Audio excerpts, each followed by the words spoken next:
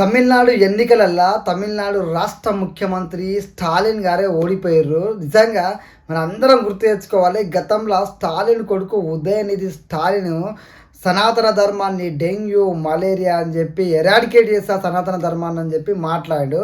కర్మ అనేది ఒకటి ఉంటుంది. అది ఖచ్చితంగా టైంను బట్టి తిరిగి ఇచ్చేస్తా అనడానికి ఈరోజు వెలువడినటువంటి తమిళనాడు ఎన్నికల ఫలితాలే ఒక ఉదాహరణ. ఎందుకంటే రాజకీయ నాయకులు రాజకీయాలు చేసినప్పుడు అందరినీ సమానంగా చూడాలి, అన్ని ధర్మాలను సమానంగా చూడాలి. కానీ నోరుంది కదా, అధికారం వచ్చింది కదా, అధికారంలో ఉన్న మనల్ని ఎవడు ఏం చేస్తారులే అని చెప్పేసి నోరుందని చెప్పి ఇష్టం వచ్చినట్టు మాట్లాడితే ఈరోజు రిజల్ట్ ఏమైంది?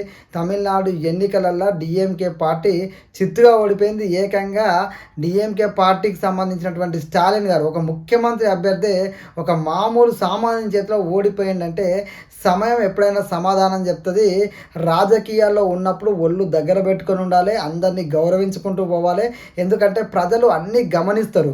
ప్రజలు గమనించర్లే, మేమేది చెప్తే అధికారం ఉంది కదా, ఎప్పుడు శాస్త్రమే అన్నట్టుగా బిహేవ్ చేస్తే అధికారంలో ఉన్న వాడిని తీసుకొచ్చి నేల మీద కూర్చోబెడతారు ప్రజలు. ముఖ్యంగా సనాతన ధర్మాన్ని ఉద్దేశిస్తూ ఆయన మాట్లాడిన మాటలకి ఆ రోజు ఉదయనిధి స్టాలిన్ ఏదైతే మాట్లాడిన ఆ మాటలకి కౌంటర్గా పవన్ కళ్యాణ్ గారు కూడా తిరుపతి వేదికగా సనాతన ధర్మం గురించి ఇష్టం వచ్చినట్లు మాట్లాడితే ఊరుకునేది లేదని చెప్పేసి డైరెక్ట్గా తమిళనాడుకు చెందినటువంటి ఉదయనిధి స్టాలిన్కి వార్నింగ్ ఇచ్చిండు. ముఖ్యంగా సనాతన ధర్మ బోర్డు ఒకటి ఏర్పాటు చేయాలని చెప్పిండు. అదేవిధంగా ఎప్పుడైనా సరే నా మతాన్ని ప్రేమిస్తాను, పరమతాన్ని గౌరవిస్తాను, అందరూ ఈ విధంగానే ఉండాలి, తమ ధర్మాన్ని ప్రేమించాలి, పరధర్మాన్ని గౌరవించాలి అనే విధంగా ఉండాలి. కానీ అవసరమైతే సనాతన ధర్మాన్ని ఎరాడికేట్ చేస్తా అంటే ఎవడొప్పుకుంటాడో? సనాతన ధర్మం పుట్టిన నేల ఇదని పవన్ కళ్యాణ్ గారు తిరుపతి సాక్షిగా కరాఖండిగా చెప్పడం జరిగింది. అదేవిధంగా ఆయన ఆ చెప్పడంతో పాటు అదేవిధంగా నేను తమిళనాడుకు వస్తా, తమిళనాడులో మదురైలో జరిగే మురుగన్ సమ్మేళనంలో పాల్గొంటా అని చెప్పిండు. ఆ విధంగా చెప్పగానే విలేకరులు వెళ్ళి ఉదయనిధి స్టాలిన్ అడిగితే just wait we will see అని చెప్పేసి నవ్వుకుంటూ మాట్లాడి ఎగతాళిగా పవన్ కళ్యాణ్ గారు ఇలా అన్నారు. మరి మీ ఒపీనియన్ ఏంటంటే వ్యంగ్యంగా మాట్లాడడం జరిగింది. సో పవన్ కళ్యాణ్ గారు చెప్పినట్టుగానే తమిళనాడు గడ్డ మీద అడుగు పెట్టిండు, మురుగన్ సమ్మేళనంలో పాల్గొన్నాడు. లక్షలాది మంది జనం నడుమ, ముఖ్యంగా హిందువుల నడుమ పవన్ కళ్యాణ్ గారు తన ప్రసంగాన్ని ఇవ్వడం కూడా జరిగింది. సో ఏదో పవన్ కళ్యాణ్ తమిళనాడు అడుగు పెడితే చూస్తా చేస్తా అన్నాడు. ఏం చేసిండు? ఏం చేయలేదు. ఎందుకంటే అక్కడ ప్రజల మద్దతు ఉంటే ఎవ్వరు ఏమీ చేయలేరు.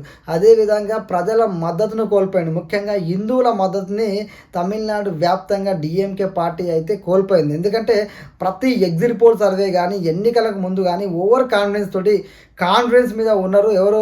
ఈ స్టాలిన్ డిఎంకే పార్టీ వాళ్ళు. ముఖ్యంగా ఒక ప్రచారంలో అయితే డిఎంకే స్టాలిన్ కుమారుడు ఉదయనిధి స్టాలిన్ వెళ్ళినప్పుడు ఉదయనిధి స్టాలిన్కి వాళ్ళు బొట్టు పెడితే ఆ బొట్టును కూడా తుడిపేసిండు. నిజంగా ఎంత బాధాకరమైన విషయం. అవన్నీ ప్రజలు గమనిస్తూనే ఉంటారు. హిందువులు ముఖ్యంగా సనాతన ధర్మం పట్ల మీరు ఏ మతాన్నైనా ఆచరించండి, కానీ పరధర్మాన్ని పరమతాన్ని గౌరవిస్తే ఇలాంటి తీర్పు రాదు.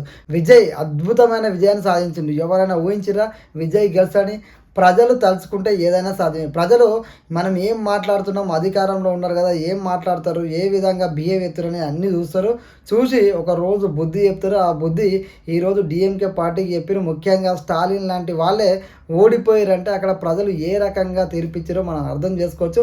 విజయ్ పార్టీకి అయితే అఖండ మెజార్టీనిచ్చిండు. అదేవిధంగా ఏఐడిఎంకి కూడా మంచి బీజేపీతో పొత్తులో ఉంది. బీజేపీతో పొత్తులో ఉంటే ఓట్లు ఎవరిస్తారని, కానీ అదేవిధంగా ఏఐడిఎంకే సెకండ్ ప్లేస్లో అయితే కొనసాగుతుంది. అంటే అర్థం చేసుకోవచ్చు ప్రజలు బీజేపీతో పొత్తుందా లేదా అనే కాదు, ప్రజలు ఎవరి ప్రవర్తన ఎలాంటిదని చూసి ఓటేస్తారు.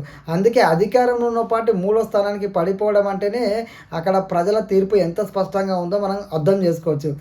ప్రజల పట్ల కానీ ఇతర మతాల పట్ల కానీ వాళ్ళ ఆచారాల పట్ల కానీ సంస్కృతుల పట్ల కానీ ఒక రాజకీయ నాయకుడు అంటాడు గౌరవంతో ఉండాలి, అన్ని మతాలను గౌరవించాలి, తన ధర్మాన్ని ప్రేమించాలి. అంతేగాని సనాతన ధర్మం జోలికి వస్తే కర్మ అనేది ఇలా రిటర్న్ ఇస్తుంది, సమయం అనేది సమాధానం చెప్తుంది. అది ఇప్పుడు డిఎంకే విషయంలో స్టాలిన్ విషయంలో రుజువైంది. మీ అభిప్రాయాన్ని కామెంట్లో తెలియజేయండి. జై హింద్.